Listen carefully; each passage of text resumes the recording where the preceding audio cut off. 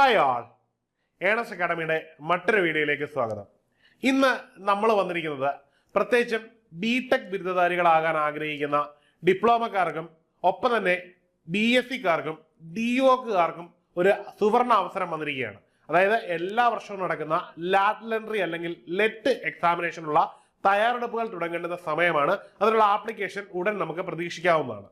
അപ്പം ഇതിന്റെ പ്രധാനപ്പെട്ട അപ്ഡേറ്റുമായിട്ടാണ് നമ്മൾ വന്നിരിക്കുന്നത്. നമ്മുടെ ചാനൽ ഓൾറെഡി ഇതുമായിട്ട് ബന്ധപ്പെട്ട വീഡിയോ ഉണ്ടായിരുന്നു. അപ്പം അതുമായിട്ട് ബന്ധപ്പെട്ട് തന്നെ നമ്മൾ ഇനി തയ്യാറെടുക്കുന്ന, അതായത് അപേക്ഷിക്കാനുള്ള സമയമായതുകൊണ്ട് തന്നെ ഉദ്യോഗാർത്ഥികൾക്ക്, പ്രത്യേകിച്ചും കുട്ടികൾക്ക് ആർക്കൊക്കെയാണ് ഇത് അപേക്ഷിക്കാൻ പറ്റുന്നത്, എന്തൊക്കെയാണ് ഇതിന്റെ മാനദണ്ഡം, ഏത് രീതിയിലാണ് ഇത് അപേക്ഷിക്കേണ്ടത് എന്നൊക്കെയുള്ള വിശദമായ വിവരങ്ങളാണ് നമ്മൾ ഈ വീഡിയോയിലൂടെ നിങ്ങൾക്ക് നൽകുന്നത്. അതുകൊണ്ട് തന്നെ ഈ ഒരു തസ്തികയിലേക്ക് അപേക്ഷിക്കാൻ ആഗ്രഹിക്കുന്ന എല്ലാവർക്കും ഈ ഒരു വീഡിയോ ഉപകാരപ്രദമാകും എന്നതുകൊണ്ട് തന്നെ ഒട്ടും തന്നെ സ്കിപ്പ് ചെയ്യാതെ ഇത് കാണാൻ ശ്രമിക്കുക. ആദ്യമായിട്ട് എന്താണ് ലെറ്റ് എക്സാം എന്ന് നമുക്കൊന്ന് പറയാം. അതായത് ലാറ്ററൽ എൻട്രി ആണ്. അതായത് ബിടെക്കിന്റെ ആദ്യ വർഷം ഒഴിവാക്കിയിട്ട് മൂന്നാമത്തെ സെമസ്റ്ററിലേക്ക് നേരിട്ട് എൻട്രി കിട്ടുകയും അതിനുശേഷമുള്ള ബാക്കി സെമസ്റ്ററുകൾ പഠിച്ച്, അതായത് 3 വർഷം കൊണ്ട് തന്നെ ബിടെക് ബിരുദം നേടാനും കഴിയുന്നതാണ്. പൊതുവെ നമ്മുടെ ചുറ്റുപാടുകളിൽ ഡിപ്ലോമക്കാർ മാത്രമാണ് ഇത് ചെയ്യുന്നതായിട്ട് നമ്മൾ കണ്ടിട്ടുള്ളത്. എന്നാൽ ഈ അവസരം BScക്കാർക്ക് കൂടി ഉണ്ട് എന്നുള്ളത് വളരെ ചെറിയൊരു വിഭാഗം ആൾക്കാർക്ക് അറിയത്തുള്ളൂ. BSc വിദ്യാർത്ഥികൾക്ക് +2 മാത്സ് പഠിച്ചിട്ടുള്ള എല്ലാ BScക്കാർക്കും ഇത് അപേക്ഷിക്കാൻ പറ്റും. ഒപ്പം തന്നെ DOക്ക് ബിരുദമുള്ളവർക്കും ഇത് ചെയ്യാൻ പറ്റുന്നു. ബിരുദമല്ല, DOക്ക് എന്ന് പറഞ്ഞ ഡിപ്ലോമയാണ്. ആ യോഗ്യതയുള്ളവർക്കും ഇത് ചെയ്യാൻ പറ്റുന്നതാണ്.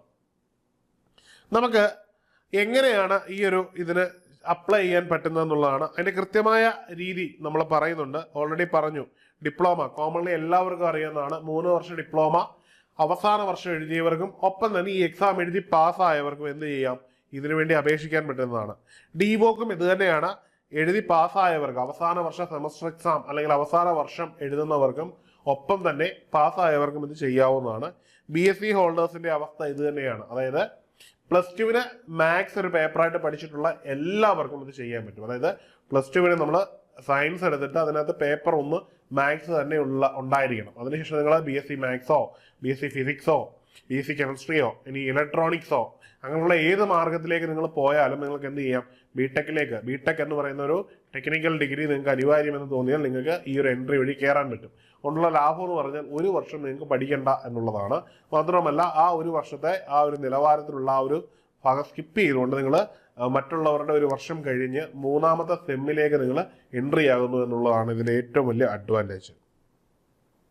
ഇനിയും ഇതിന്റെ അക്കാഡമിക് എലിജിബിലിറ്റി അതൊന്നുകൂടി നമ്മൾ പറയുകയാണ്. ആദ്യത്തെ അക്കാഡമിക് എലിജിബിലിറ്റിയാണ്. ഇവിടെ ശ്രദ്ധിച്ച് കേൾക്കണം, നമുക്ക് പെർസെൻറ്റേജ് കൂടി ഇതിനകത്ത് ക്രൈറ്റീരിയ ആയിട്ട് വരുന്നുണ്ട്. ആദ്യമായിട്ട് അവർ പാസ്സായിരിക്കണം, മിനിമം 3 ഇയർ ഡിപ്ലോമ പാസ്സായിരിക്കണം.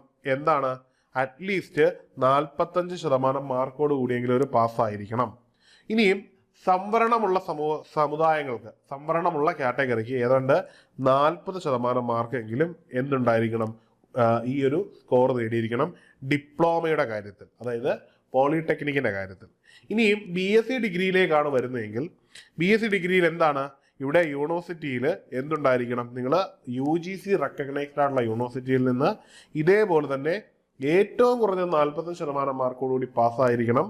എന്നാൽ സംവരണമുള്ള വിഭാഗങ്ങൾക്ക് അറ്റ്ലീസ്റ്റ് 40% പാസ്സായിരിക്കണം. അതായത് 40% മാർക്കോടുകൂടി പാസ്സായിരിക്കണം. ഒപ്പം +2 എക്സാമിനേഷന് മാത്തമാറ്റിക്സ് നമ്മളൊരു സബ്ജക്റ്റായിട്ട് പഠിച്ചിരിക്കുകയും വേണമെന്നത് വളരെ പ്രധാനപ്പെട്ട ഒരു ക്രൈറ്റീരിയയാണ്. ഇനിയും അടുത്തത് DOക്കിന്റെ കേസാണ്. DOക്കിലേക്ക് എത്തുമ്പോൾ 3 ഇയർ DOക്ക് എങ്ങനെയാണ്, നിങ്ങൾ പാസ്സായിരിക്കണം. ഇവിടെ ഒരു ക്രൈറ്റീരിയ കൂടിയുണ്ട്. നിങ്ങൾ പാസ്സായില്ലെങ്കിൽ പോലും നിങ്ങൾ അവസാന വർഷ വിദ്യാർത്ഥികൾക്ക്, അതായത് അത്യാവശ്യം എല്ലാ സെമ്മും ക്ലിയർ ചെയ്ത് എല്ലാ പേപ്പറും ക്ലിയർ ആയിട്ടുള്ള ഒരാൾ അവസാന വർഷവും ക്ലിയർ ആവും. അപ്പോൾ അയാൾക്ക് ഈ പെർസെൻറ്റേജ് ഓഫ് മാർക്ക് ഉണ്ട് എന്നുണ്ടെങ്കിൽ നിങ്ങൾക്ക് എന്ത് ചെയ്യാം, ഈ ഒരു സമയത്ത് തന്നെ ഈ ഒരു എക്സാമിനേഷൻ അപ്ലൈ ചെയ്യാൻ പറ്റും. അതിനുശേഷം എൻട്രി ടൈമൊക്കെ ആകുമ്പോഴത്തേനും നിങ്ങളുടെ റിസൾട്ട് വന്ന് നിങ്ങൾ ഓൾറെഡി പാസ്സായി നിങ്ങൾക്ക് അതുമായിട്ട് മുമ്പോട്ട് പോകാനും പറ്റും. ഇങ്ങനെ ചെയ്യുമ്പോൾ നിങ്ങൾക്ക് ഇയർ ലോസ് ഒന്നും ഉണ്ടാവില്ല. ഇനി ഇതൊന്നും അല്ലാത്തൊരു അഡ്വാൻറ്റേജ് ഉള്ളതെന്ന് പറഞ്ഞു കഴിഞ്ഞാൽ, നമ്മളിപ്പോൾ ഡിപ്ലോമയുടെ മാത്രം അടിസ്ഥാനത്തിൽ എവിടെയെങ്കിലും ജോലിക്ക് കയറി എന്നിരിക്കട്ടെ. ഇപ്പോൾ ഡിപ്ലോമയുള്ള ഒരാൾക്ക് ജോലിക്ക് കയറി പ്രൊമോഷൻ കിട്ടണമെങ്കിൽ ബിടെക് അനിവാര്യമാണെങ്കിൽ നിങ്ങൾക്കും ഈ ഒരു മെത്തേഡ് ഉപയോഗിച്ചുകൊണ്ട് ഇത് യൂസ് ചെയ്യാൻ പറ്റും. അതായത് നിങ്ങളുടെ കയ്യിലുള്ളത് BSc ഡിഗ്രിയാണ്. അല്ലെന്നുണ്ടെങ്കിൽ നിങ്ങളുടെ കയ്യിലുള്ളത് ഡിവോക്ക് ആണ്, അല്ലെങ്കിൽ ഡിപ്ലോമയാണ്. ഇത് മൂന്നുമാണ് നിങ്ങളുടെ കയ്യിലുള്ളത്. എന്നാൽ ബിടെക് എന്ന് പറയുന്ന ഒരു ബിരുദം നിങ്ങളുടെ കയ്യിലേക്ക് എത്തിയാൽ നിങ്ങൾക്ക് ഉയർന്ന സാലറിയിൽ മറ്റൊരു തസ്തികയിലേക്ക് പ്രൊമോഷൻ കിട്ടും എന്ന് നിങ്ങൾക്ക് ധാരണയുണ്ടെങ്കിൽ ഈ ഒരു മാർഗം ഉപയോഗിച്ച് നിങ്ങൾക്ക് ഇത് അപ്ലൈ ചെയ്യാം. അതിന്റെ പ്രധാനപ്പെട്ട കാരണം എന്ന് പറഞ്ഞു കഴിഞ്ഞാൽ ഇതിന്റെ പ്രായപരിധിയാണ്. ഇവിടുത്തെ ഏജ് ലിമിറ്റ് എന്ന് പറഞ്ഞാൽ ഇതിന് അപേക്ഷിക്കണമെങ്കിൽ മിനിമം 18 വയസ്സ് നിങ്ങൾ എന്ത് ചെയ്തിരിക്കണം, പൂർത്തിയായിരിക്കണം. എന്നാൽ ഇതിന് അപ്പർ ഏജ് ലിമിറ്റ് എന്ന് പറയുന്ന ഒരു ക്രൈറ്റീരിയ വെച്ചിട്ടില്ല എന്നതുകൊണ്ട് തന്നെയാണ് ഈ ഒരു പോയിന്റ് ഇവിടെ നമ്മൾ മെൻഷൻ ചെയ്തത്. അതായത് നമുക്കൊരു ജോലിയിൽ പ്രൊമോഷന് ബിടെക് അനിവാര്യമാണെങ്കിൽ 3 വർഷം കൊണ്ട് നമുക്ക് ബിടെക് നേടിയെടുക്കാനുള്ളൊരു ഓപ്ഷൻ ഇവിടെ നമുക്ക് മുമ്പിൽ ഉണ്ട് എന്നതാണ് ഇവിടെ ഏറ്റവും പ്രധാനമായിട്ടുള്ളത്. അതായത് there is no upper age limit എന്നുള്ളതാണ്. അടുത്തതായിട്ട് ഇതിന്റെ എക്സാം പാറ്റേൺ ആണ്. എങ്ങനെയാണ് ഇതിന്റെ എക്സാം പാറ്റേൺ നടക്കുന്നത്? വളരെ ഇമ്പോർട്ടൻ്റ് ആയിട്ട് ഓരോ ഉദ്യോഗാർത്ഥിയും അറിയാൻ ആഗ്രഹിക്കുന്നതാണ്. ഇപ്പം ഡിപ്ലോമ കഴിഞ്ഞ് പ്രിപ്പയർ ചെയ്യുന്ന വളരെ ചുരുക്കം കുട്ടികൾക്ക് ഇതിന്റെ ധാരണ ഉണ്ടായിരിക്കും. എന്നാൽ കോമൺലി ഇതിന് ധാരണ ഉണ്ടാവണമെന്നില്ല. ഇതിനകത്ത് പ്രധാനമായിട്ടും ഡ്യൂറേഷനാണ്. ഇത് 120 മിനിറ്റ് നടക്കുന്ന ഒരു എക്സാമാണ്. അതായത് 2 മണിക്കൂർ നടക്കുന്ന ഒരു എക്സാമിനേഷനാണ്. ഇതിനകത്ത് 120 മിനിറ്റ് നടക്കുന്ന എക്സാമിനേഷനിൽ 120 ക്വസ്റ്റ്യനുകൾ ഉണ്ടായിരിക്കും. മാത്രമല്ല മാർക്ക് എന്ന് പറയുന്നത് 120 അതായത് എല്ലാ ക്വസ്റ്റ്യനും 1 മാർക്ക് വീതമാണ്. ഇനിയും ഇതിൽ ഏറ്റവും പോസിറ്റീവായിട്ടുള്ള കാര്യം എന്ന് പറഞ്ഞാൽ ഇതിന് നെഗറ്റീവ് മാർക്ക് ഇല്ല എന്നുള്ളതാണ്. മറ്റ് പല പരീക്ഷകളിലും നമ്മൾ കാണുന്ന ഏറ്റവും വലിയൊരു വില്ലനാണ് ഈ നെഗറ്റീവ് മാർക്ക്. ഈവൻ നമ്മുടെ എൻട്രൻസ് എക്സാമിൽ പോലും നെഗറ്റീവ് മാർക്കുണ്ട്. ഇനി PSC എക്സാം എഴുതുകയാണെങ്കിൽ അതിലും നെഗറ്റീവ് മാർക്കുണ്ട്. ഇവിടെ ഈ ഒരു എക്സാമിലേക്ക് എത്തുമ്പോൾ ഏറ്റവും വലിയ അഡ്വാൻറ്റേജ് എന്ന് പറഞ്ഞാൽ നെഗറ്റീവ് മാർക്ക് ഇല്ലാതെ നിങ്ങൾക്ക് ഒരു എൻട്രൻസ് എക്സാം എഴുതാം എന്നുള്ളതാണ്. ഏതാണ്ട് UGC നെറ്റിനൊക്കെ ഉള്ളതുപോലെ നെഗറ്റീവ് മാർക്കിംഗ് ഇല്ല എന്നത് ഇവിടുത്തെ ഏറ്റവും പ്രധാനപ്പെട്ട ഒരു കാര്യമാണ്. അപ്പോൾ പഠിച്ചു കഴിഞ്ഞാൽ നമുക്ക് എന്ത് ചെയ്യാം, അറ്റൻഡ് ചെയ്യാം. മാത്രമല്ല പഠിച്ചൊരു മെമ്മറിയുടെ അടിസ്ഥാനത്തിൽ എക്സ്പെക്ട് ചെയ്യാവുന്ന ഉത്തരവും നമുക്ക് ഫൈൻഡ് ചെയ്യാം. അതും നമുക്ക് ധൈര്യമായി ചെയ്യാം. അതായത് ഒരു ഉത്തരം തെറ്റിക്കുന്നതുകൊണ്ട് കിട്ടിയ ഉത്തരത്തിന് ഏതെങ്കിലും തരത്തിലുള്ള ഇമ്പാക്ട് ഉണ്ടാവില്ല എന്നതാണ്. അപ്പോൾ നമുക്ക് എന്ത് വേണമെങ്കിലും എന്ത് ചെയ്യാം, നമുക്ക് പഠിച്ചിട്ട് പോയിട്ട് നമുക്ക് ഗസ് ചെയ്തും ഉത്തരം ചെയ്യുന്നതുകൊണ്ട് റിസ്ക് ഇല്ല എന്നൊരു വലിയ ഗുണം ഇവിടെ ഉണ്ട് എന്ന് എടുത്തു പറയാം. അടുത്തത് സിലബസ് ആണ്. സിലബസിനെ പറ്റി പറയുമ്പോൾ പ്രധാനമായിട്ട് നമ്മൾ മനസ്സിലാക്കേണ്ടത് നിങ്ങളോട് പറഞ്ഞിരുന്നു, അതായത് 2-3 സ്ട്രീമിലുള്ളവർക്കാണ് അപ്ലൈ ചെയ്യാൻ പറ്റുന്നത്. ഇവിടെ അതുകൊണ്ട് തന്നെ പാർട്ട് എ എന്നും പാർട്ട് ബി എന്നും പറയുന്ന 2 രീതിയിലാണ് എക്സാം ഉള്ളത്. ഇതിൽ പാർട്ട് എ എന്ന് പറഞ്ഞാൽ ഡിപ്ലോമ സ്റ്റുഡൻസിനും ഡിവോക്ക് സ്ട്രീമിലുള്ളവർക്കും വേണ്ടി നടക്കുന്നതാണ് പാർട്ട് എ കാറ്റഗറി. ഇനി പാർട്ട് ബി എന്ന് പറഞ്ഞാൽ BSc സ്ട്രീമിൽ നിന്ന് വരുന്നവർക്ക് വേണ്ടി നടക്കുന്നതാണ്. ആദ്യമായിട്ട് നമ്മൾ പാർട്ട് എയുടെ കാര്യമാണ് പറയുന്നത്. അതായത് പാർട്ട് എ എന്ന് പറഞ്ഞാൽ ഡിപ്ലോമ ആൻഡ് ഡിവോക്ക് സ്ട്രീമിലുള്ളവരാണ്. അപ്പം ഡിപ്ലോമയും ഡിവോക്കും ചെയ്തവർക്ക് ഒരേ രീതിയിൽ തന്നെയാണ് എക്സാം നടക്കുന്നത്. അത് ഏതൊക്കെയാണ് എന്ന് നോക്കാം. ആദ്യമായിട്ട് basic civil and mechanical engineering, അതിന് 30 മാർക്കിന്റെ ചോദ്യം ഉണ്ടാകും. അടുത്തതായിട്ട് basic of electrical and electronics engineering, അതിൻ്റെ 30 മാർക്ക് ഉണ്ടായിരിക്കും. അടുത്തത് പ്രോഗ്രാമിംഗ് ഇൻ സി ലാംഗ്വേജുമായിട്ട് ബന്ധപ്പെട്ടതാണ്. അത് 15 മാർക്കിൻ്റെ ഉണ്ടാവും. അടുത്തതായിട്ട് എഞ്ചിനീയറിംഗ് മെഷീൻസ് ആണ്, അത് 15 മാർക്കിൻ്റെ ഉണ്ടാവും. ഇനിയും കോമൺ ആയിട്ടുള്ള മാത്തമാറ്റിക്സ് 20 മാർക്കിൻ്റെ ഉണ്ടാവും. ഇംഗ്ലീഷ് 10 മാർക്കിൻ്റെ ഉണ്ടാവും. ഈ ഒരു സ്ട്രീമിലായിരിക്കും എവിടെ ഡിപ്ലോമക്കാർക്കും ഒപ്പം തന്നെ ഡിവോക്കുകാർക്കും എക്സാം നടക്കുന്നു എന്നുള്ളതാണ് ഏറ്റവും പ്രധാനപ്പെട്ട കാര്യം.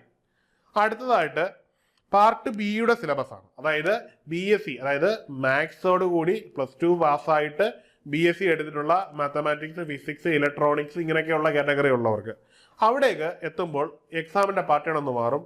മാത്തമാറ്റിക്സ് എന്ന് പറയുന്നതിന്റെ മാർക്ക് 40 മാറുന്നു, ഫിസിക്സിന്റെ മാർക്ക് 30 മാറുന്നു, കെമിസ്ട്രിയുടെ മാർക്ക് 20 മാറുന്നു, പ്രോഗ്രാമിംഗ് ഇൻ സി ലാംഗ്വേജിന്റെ മാർക്ക് 15 മാറുന്നു, ഇംഗ്ലീഷിന്റെ മാർക്ക് 15 മാറുന്നു.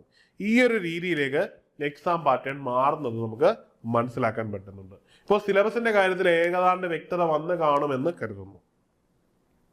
ഇനിയും എങ്ങനെയാണ് ഇത് അപ്ലൈ ചെയ്യുന്നത്? അപ്പോൾ ഈ അപ്ലൈ ചെയ്യുന്നു എന്ന് പറയുമ്പോൾ ഈ എക്സാമിനേഷൻ കണ്ടക്ട് ചെയ്യുന്ന ആരാണ്?